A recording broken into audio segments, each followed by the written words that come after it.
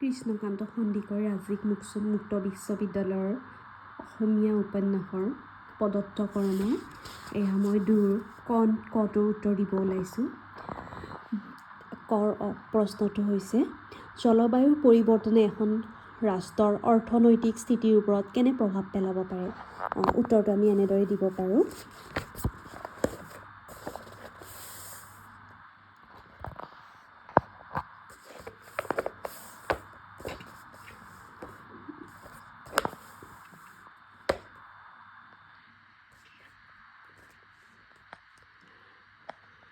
আৰম্ভণি। জলবায়ুৰ পৰিৱৰ্তন আজিৰ বিশ্বৰ আটাইতকৈ গুৰুত্বপূৰ্ণ আৰু গভীৰ প্ৰভাৱশালী বৈশ্বিক সমস্যাসমূহৰ ভিতৰত অন্যতম।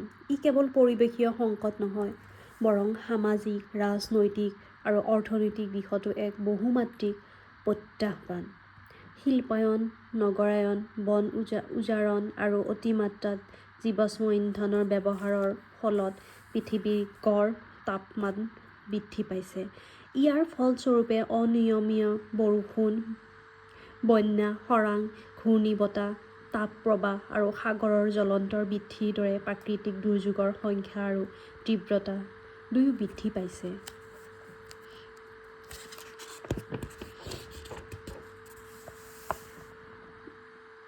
এই পৰিৱৰ্তনসমূহে এখন ৰাষ্ট্ৰৰ অৰ্থনৈতিক স্থিতিৰ মৌলিক ভিত্তিসমূহক প্ৰত্যক্ষ আৰু পৰোক্ষভাৱে ক্ষতিগ্ৰস্ত কৰে। প্ৰথমতে, জলবায়ু পৰিৱৰ্তনৰ আটাইতকৈ গুৰুত্বপূৰ্ণ প্ৰভাৱ কৃষি খণ্ডত দেখা যায়। কৃষি মূলতঃ প্ৰাকৃতিক উপাদানসমূহৰ ওপৰত নিৰ্ভৰশীল হোৱাৰ বাবে অনিয়মীয় বৰষুণ, খৰাং বা বন্যাই শস্য উৎপাদন হ্ৰাস কৰে। ইয়াৰ ফলত খাদ্য সুৰক্ষা বিঘ্নিত হয় আৰু কৃষকসকলৰ আয় কমে। খাদ্য সামগ্ৰীৰ যোগান হ্ৰাস হোৱাত মূল্য বৃদ্ধি পায়, যিয়ে ব্যয় মুদ্ৰাস্ফীতি সৃষ্টি কৰি সামগ্ৰিক অৰ্থনীতিত অস্থিৰতা আনে। উন্নয়নশীল ৰাষ্ট্ৰসমূহত, য'ত বৃহৎ অংশৰ জনসংখ্যা কৃষিৰ ওপৰত নিৰ্ভৰশীল, এই প্ৰভাৱ বিশেষভাৱে গুৰুতৰ হয়। দ্বিতীয়তে, জলবায়ুজনিত দুৰ্যোগে এখন ৰাষ্ট্ৰৰ পুঁজিৰ বৃহৎ ক্ষতি সাধন কৰে। পথ, দলং, বিদ্যুৎ কেন্দ্ৰ, জলসিঞ্চন ব্যৱস্থা, বাসগৃহ আৰু শিল্প স্থাপনাসমূহ ধ্বংস হোৱাৰ ফলত উৎপাদন ক্ষমতা হ্ৰাস পায়।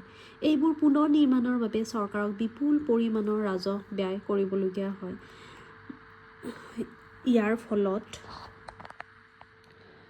উন্নয়নমূলক খণ্ডসমূহত বিনিয়োগ কমে আৰু ৰাজহ বৃদ্ধি পায়। বহু ক্ষেত্ৰত চৰকাৰক ঋণৰ ওপৰত অধিক নিৰ্ভৰশীল হ'বলগীয়া হয়, যিয়ে দীৰ্ঘম্যাদী অৰ্থনৈতিক স্থিতি দুৰ্বল কৰি তোলে। তৃতীয়তে, উদ্যোগ আৰু উৎপাদন খণ্ডতো জলবায়ুৰ পৰিৱৰ্তনৰ প্ৰভাৱ স্পষ্ট।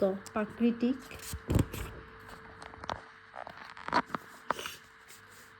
দুৰ্যোগৰ ফলত কল-কাৰখানাৰ উৎপাদন ব্যাহত হয়, কাঁচামালৰ যোগান শৃংখলা বিচ্ছিন্ন হয় আৰু শক্তি ব্যয় বৃদ্ধি পায়। উপকূলীয় অঞ্চলত অৱস্থিত উদ্যোগসমূহ সাগৰৰ জলস্তৰ বৃদ্ধিৰ বাবে অধিক ঝুঁকিপূৰ্ণ। ইয়াৰ ফলত বিনিয়োগকাৰীৰ আস্থা হ্ৰাস পায় আৰু দেশীয় তথা বৈদেশিক বিনিয়োগ কমিব পাৰে, যিয়ে অৰ্থনৈতিক বৃদ্ধিত নেতিবাচক প্ৰভাৱ পেলায়। চতুৰ্থতে, সেৱা খণ্ড, বিশেষকৈ পৰ্যটন, বীমা আৰু বিত্তীয় সেৱাতো জলবায়ুৰ পৰিৱৰ্তনৰ প্ৰভাৱ পৰে। প্ৰাকৃতিক সৌন্দৰ্য নষ্ট হোৱাৰ ফলত পৰ্যটকৰ সংখ্যা হ্ৰাস পায়, যাৰ ফলত বৈদেশিক মুদ্ৰা আৰু কমে।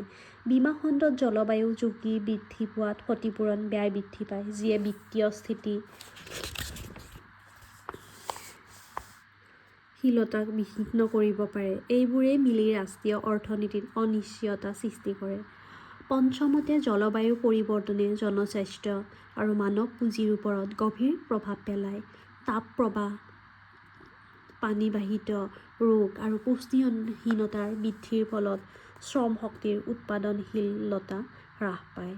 চিকিৎসা খণ্ডত চৰকাৰী ব্যয় বৃদ্ধি পোৱাত ৰাজহৰ ওপৰত অতিৰিক্ত চাপ পৰে। মানৱ পুঁজিৰ এই অৱনমনে দীৰ্ঘম্যাদী অৰ্থনৈতিক বৃদ্ধিৰ সম্ভাৱনা আৰু সংকুচিত কৰে। সামৰণি। জলবায়ু পৰিৱৰ্তনে এখন ৰাষ্ট্ৰৰ অৰ্থনৈতিক স্থিতিৰ বাবে এক গভীৰ